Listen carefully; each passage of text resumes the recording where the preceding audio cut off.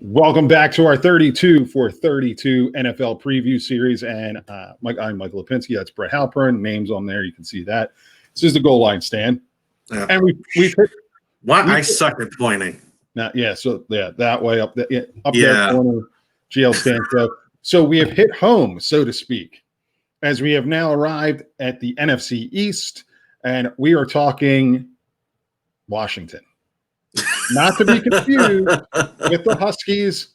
We're talking Washington football team. Yeah. It sounded like remember from Wayne's World when they were doing the blue screen? It's like, hi, I'm in Delaware. Yeah. It's so weird without saying anything else. Look, we've discussed this. I'm in complete agreement, and I think this was a good move to change the name. It's a long time coming. It's just kind of weird because it's been around for 80 years. Absolutely. And all the stuff I've done for this, like that to save things, I put Redskins. Yeah. Because it's just that's how it is. But they're not the Redskins, they're the Washington football team. Do you think maybe they could have called it something else? I'm not saying have a name right now. Washington Football Club, does that sound too soccerish? I think maybe they were worried that it might be a little soccerish. Although I kind of like that better than Washington Football Team. Yeah. I don't know what else you could call it. If you're not going to give it a mascot name, I don't know what else you could call it other than Washington Football Team or Washington Football Club. Club sounds a little bit like isn't it the because when you see older things like on UniWatch when they have people that share their letterheads that they had as kids, it's like that Baltimore Football Club and the Colts logo on there. Or isn't it the Green Bay Packers Football Club? Isn't it the New York Giants Football Club? I don't. It may have been. It's well. Then it was New York Football Giants. Right. So, but before we begin, before we go any further, speaking of years, I'd like our audience to know I personally would like to wish a very happy and healthy birthday to my co-host. Oh, well, thank you. Yeah, he's turning 94. Is that right? 94. Another year older, not as wiser. It is what it is. You never know. No, it's look. Hey, most importantly, a happy and a healthy year. So, well, thank you. And I've opted out of officiating football this year, so it's going to save me some angst. That'll be for the regular podcast when that starts back up. Let's get into it. Let's get into Washington. I like this move when they made it in the offseason, and as an Eagles fan, I was like, oh crap. Man, if Dan Snyder gets out of the way and they give Ron Rivera full charge of this organization and his staff, it's going to be scary. And I apologize for the Redskin helmet there, but what we have. Well, that's what it was at the time. So, yeah. But, yeah, if it was, later on, it would have been different. Look, I like the coaching staff. I thought Ron Rivera did a really nice job in Carolina and made the most of, obviously he made it to a Super Bowl, wasn't victorious, but nevertheless made it. And that team was really good. And aside from that, they had some other good years. And there was a few years there where I think he made a lot out of a little, which I think is the sign of a good coach. Obviously everybody knows Riverboat Ron, and he's always kind of the guy who's going for two when you don't need to do that, and going for fourth downs, things of that nature. I also think it's interesting we speak of his defensive coordinator, Jack Del Rio. Jack Del Rio, I think, is kind of one of those guys too. When he was coaching the Raiders, he was a guy who'd like to, do things a little bit out of the norm as well. But going back to Ron Rivera real quick, I think he's a good organizational leader. From a head coaching perspective, you never really heard about infighting issues regarding Carolina. So, and I think that's the kind of coach that they need right now. I'm not really going to say anything negative about Jay Gruden because, again, I think that the issues regarding this team are front office based. But I think if they allow Ron Rivera to do his thing and don't get in his way, I think the team will start to build for the better long term in general. That's my overall thoughts on Ron Rivera. Del Rio, I also really like. He's I actually liked him as a head coach as well. Obviously, you look, guys just sort of there's ebbs and flows to this sport. And so, he's had a few rough years as well. But I think he's a solid football mind. By the way, I don't know about you, Mike. I really liked him as a player. He was one of my favorite. He was one of my favorite guys like out there in the league. I like him as a coach too. I think I maybe it's just not fits. I think he's going to be one of those guys that's going to be scary as a defensive coordinator, because maybe he's not the general to run a team, as he's kind of been proven, but he's a good football mind. Yeah, I liked him as a player. I like him as a coach. Yeah, Scott Turner. I think that's sort of, I'd call it more of an under the radar hiring. He was the interim offensive coordinator for the Panthers at the tail end of last season. So obviously he's familiar with Ron Rivera, how he works. Prior to that, kind of bounced around in both college and the pros. I think that the key is he's going to develop. The key is Ron Rivera trusts him to develop Dwayne Haskins. That's really the key. And I think he could do that. I mean, he helped. He was with the Vikings as the quarterback coach when Teddy Bridgewater was first there. So you could credit a lot of. I mean, Bridgewater may not necessarily be the best quarterback of all time, but having said that, he did help develop him into a solid quarterback. And then, he helped clean up his game. There was definitely you had to clean up some of Bridgewater's game coming from Louisville. Obviously, we're not here to talk about Teddy Bridgewater, but the point is, I think he's able to do that. And I think this is an upgrade overall in terms of the coaching staff. Yeah, absolutely an upgrade in terms of the coaching staff. The big question here is going to be what happens now with ownership, and we can get to that. We can get to that a little bit later, because it's just a mess, and we've talked about it at length on the main show that until Daniel Snyder and all this crap gets figured out, they're probably not going to go anywhere. But let's get into it. Acquisitions for the Washington team. The graphic didn't work, so I apologize, but we can run them down and have conversations. It's a pretty big list. Yeah, let's hit some of the keys. Yeah, so I mean, as a backup quarterback, Ron Rivera brought over Kyle Allen from Carolina, who played for most of last year in replace of Cam Newton. For some of the first few weeks, he was actually doing fairly well. I think it makes sense to have him on the roster. It's just a guy who's familiar with Ron Rivera, a guy familiar with Scott Turner. It makes sense. You want to have guys who are familiar with a new coaching staff. So in that sense, I think it was a smart move. A name here that Eagles fans will know, Ronald Darby, cornerback from Philly. Sometimes good, sometimes bad. I feel like he makes splash plays one way or another. Yep. That's the way I kind of view him, which I don't know. The talent is there. So definitely there. Yeah. So, we'll see. Sean Davis from Pittsburgh, free safety. Thomas Davis, who is a longtime Carolina Panther. Redskins are bringing him in from the Chargers. Again, you want to have veterans who understand the new regime. And Thomas Davis is an excellent example of that. Kendall Fuller from Kansas City, I think, is an excellent acquisition.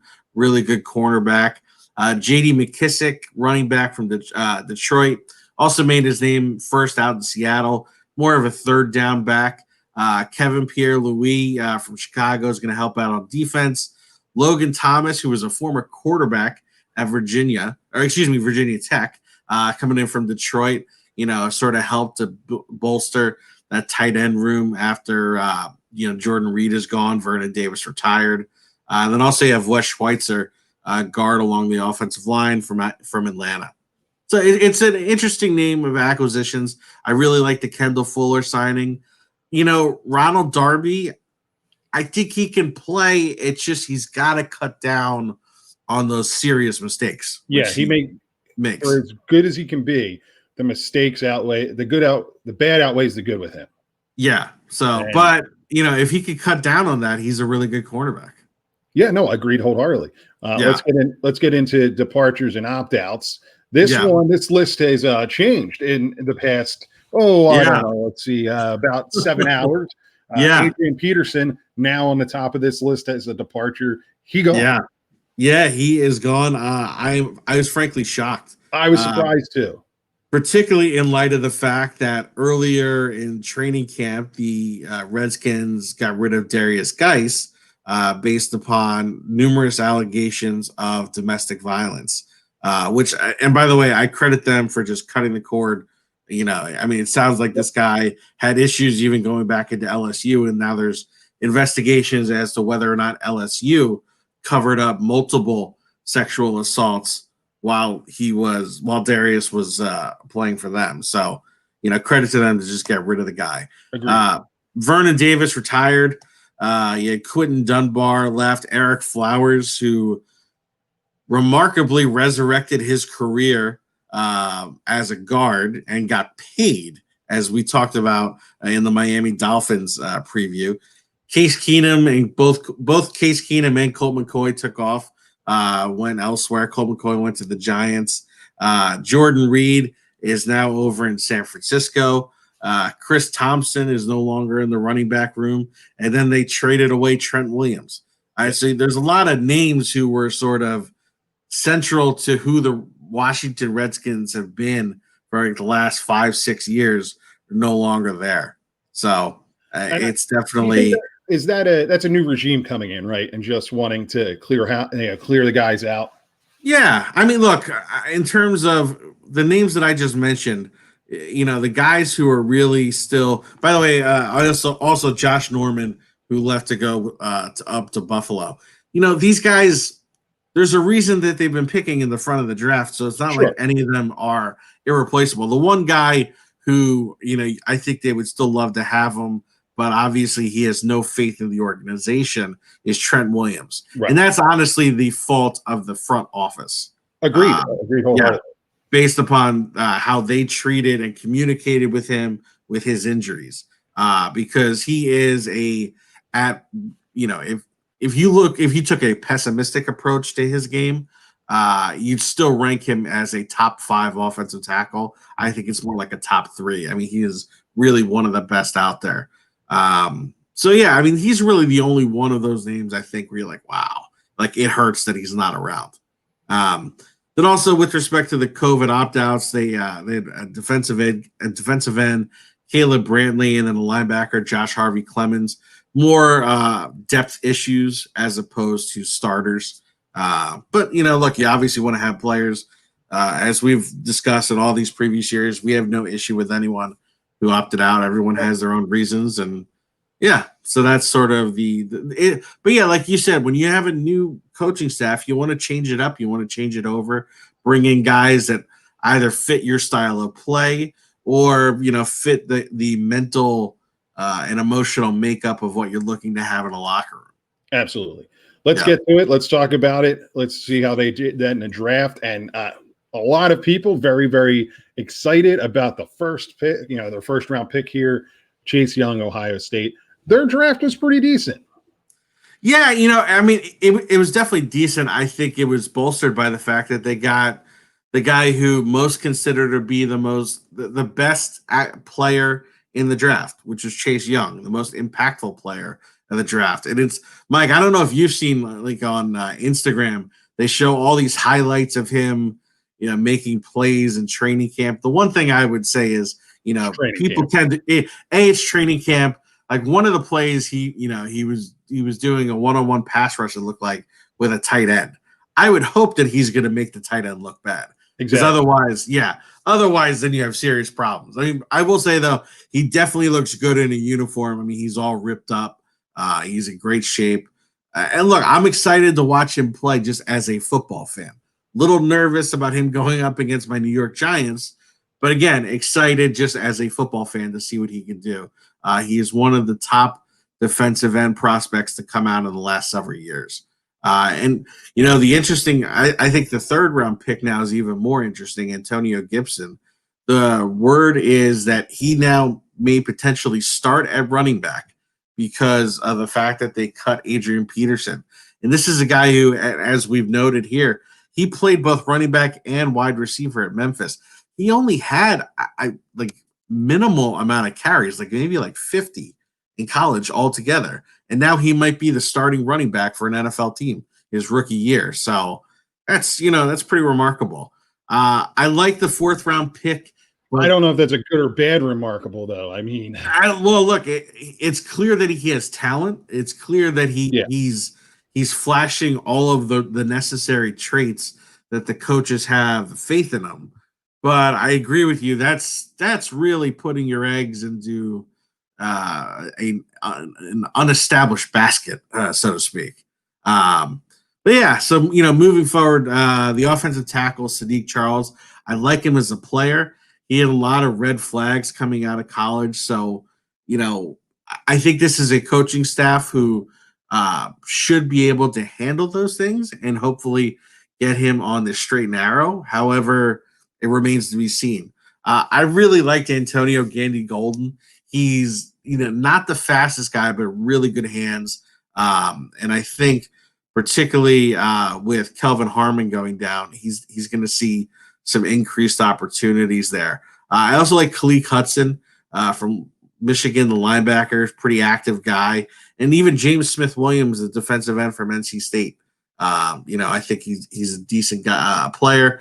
The thing there is just it's a numbers crunch. They have, as we're probably going to discuss, Washington has now one of the best defensive lines in all of the NFL. So to add on another rookie, it might be tough, but I think this is a guy who has promise.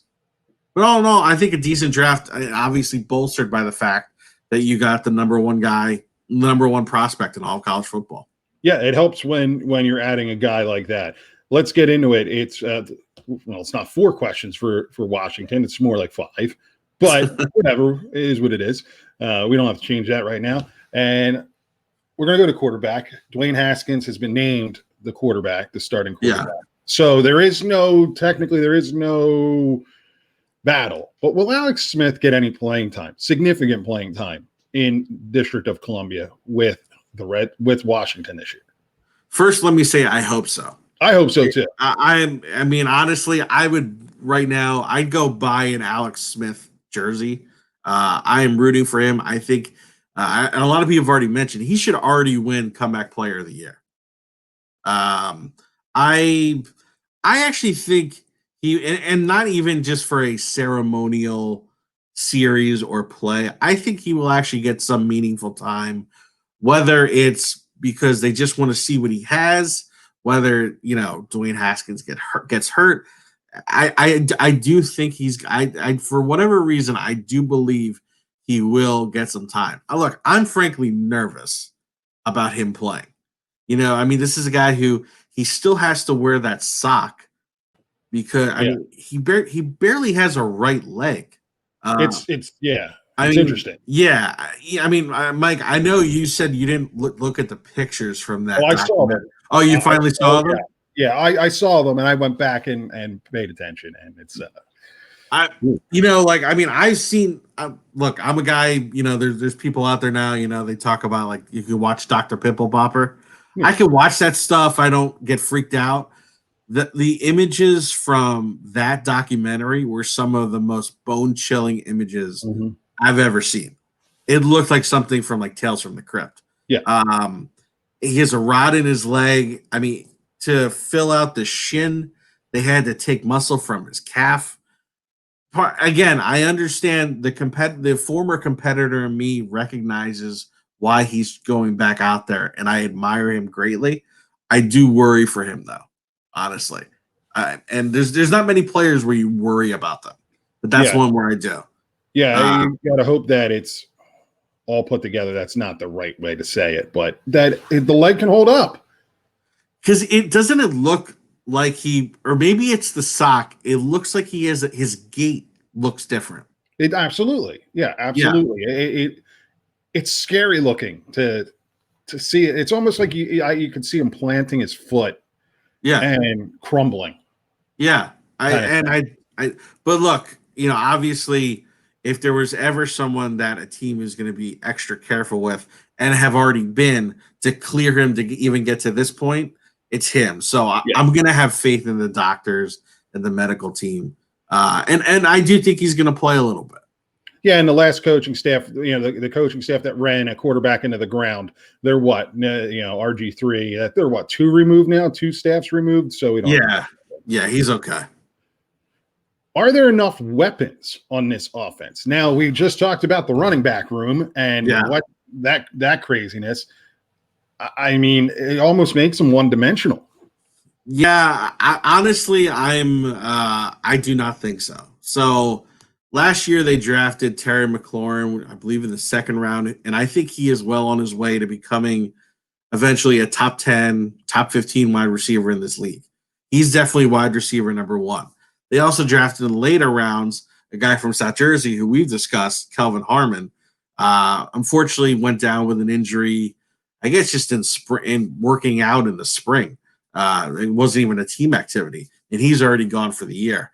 They had brought in Cody Latimer from the Giants, but then cut him due to he got arrested for, I don't know if it was DUI, but it's some kind of issue, legal issue, so he was cut. The rest of the wide receivers are not. It is not a formidable bunch. I mean, as I mentioned, you have Antonio Gandy Golden, a lot of unproven younger players. You don't have a Jordan Reed presence at tight end. You have Logan Thomas, Jeremy Sprinkle. You have in the running back room Peyton Barber, Antonio Gibson. I think they think Bryce Love from Stanford's also coming along. He had a broken ankle when he was entering the league. Were any of those names people who strike fear in your heart, Mike? It's questions all over. Yeah, it's questions and a lot of guys who I think are just not that great, honestly. So I don't know, and I think it's also that's going to make it more difficult for Dwayne Haskins to grow as a quarterback. If you don't have anything around you, how can you grow as a quarterback? How can you grow? Yeah, no, absolutely. And look, we're going to transition to the offensive line. Trent Williams gone. Yeah, we just went over all the skill positions. Yeah, the offensive line, is that still an issue for them? I mean, this is not boding well for Dwayne Haskins. No, it's not, or Alex Smith. It's definitely not. I think I'm not in love with this offensive line. I think 2/5 of it is pretty good. Brandon Scherf is a top guard in this league, and Morgan Moses is a solid right tackle. I think he's probably not quite at the level he was a year or two ago, and he tends to get injured a little bit. More of like those nagging injuries that just slows down your play as opposed to a guy who ends up on injured reserve or misses several weeks. Nevertheless, he's still a solid right tackle. But you got rid of one of the best left tackles in the game. Eric Flowers, who, again, as a Giant fan, I can't stand, did a reasonable job at guard, and now he's gone. Now, I'm not saying Washington should have given him $30 million, but again, he's gone, so he's not even on your team. Wes Schweitzer comes in, who was kind of a swing interior offensive lineman for the Falcons. Decent. And then, I mean, you're going to have Sadiq Charles, Cornelius Lucas, I think Jerron Christian as guys who are competing for this left tackle spot. That's not great, I mean, and then I guess for center, you're going to have Chase Rulier or Ross Pierschbacher. So I think 2/5 of this line's okay, but the rest, it's really like either journeyman or unproven guys. So I think offensive line is definitely an issue, and this offense is an issue. Yeah. Well, let's see if the defense can carry the squad. Yeah. Is this now one of the best defensive lines in football? Yeah, I like it a lot. It is. It's both good from a run stuffing perspective against the run, against the pass. There's depth. So I mean, look, you have a bunch of former first round picks along this line from Chase Young. First on the outside, you have Chase Young, Ryan Kerrigan, who's more of so Chase Young, Ryan Kerrigan, and Montez Sweat are viewed as DN/outside linebackers. But for purposes of this discussion, I'm evaluating them as defensive linemen. So you have those three, all former first-round picks. Then you have in the interior, Deron Payne and Jonathan Allen, first-round picks from Alabama. And then the lone guy who was not a first-round pick, Matt Ioannidis from Temple, has turned into a really solid pro. So this is a group I like a lot. Sticking with the defense, what are your thoughts? So we like the line, linebackers, D-backs, back seven. How do you feel them filling out? We talked Ronald Darby already. Yeah. Is it enough? Do they have enough? I like them. I don't. So I'm ecstatic about that defensive line. In terms of the back seven, I like them. So let's put it that way. It's not, I don't say with as much enthusiasm, but there's some guys there that can play. It's going to be interesting. Reuben Foster's back. Let's see how he plays, if he can, A, keep his nose clean, and B, stay healthy. He's a guy who has immense talent. John Bostic's a decent linebacker. Thomas Davis is definitely getting, long in the tooth, but I think for a year, he's going to be a good sort of bridge to have on that defense so that he can sort of implement what Ron Rivera and what's his name?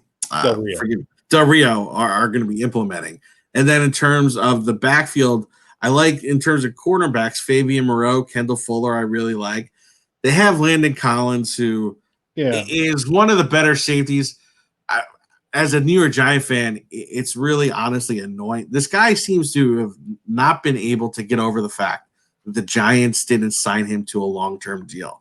And he bitches and moans about it. And it's like, what? Darby's doing the same thing. I mean, he's bitching and complaining about the Eagles when they probably should worry about their own game. Yeah, and it's like, guess what, Landon, look, I appreciate you while you were here. You developed into a good player. 1 year you were an all-pro. I didn't think the Giants didn't think you were worth $84 million, but guess what? The Redskins did, so congrats. Go live your life. Take the money and run. My God, just get over it. And yes, you still have two Sundays a year where you get to make the Giants pay, but it's like, my goodness, get over it. Nevertheless, would I like to have him on my team? Yeah, he is I don't think he was as good as he was in 2016, but I still think he is a top 10 safety in this league. So just, get over it, Landon. You're God bless. There's a lot worse things that could happen than getting overpaid from the Redskins.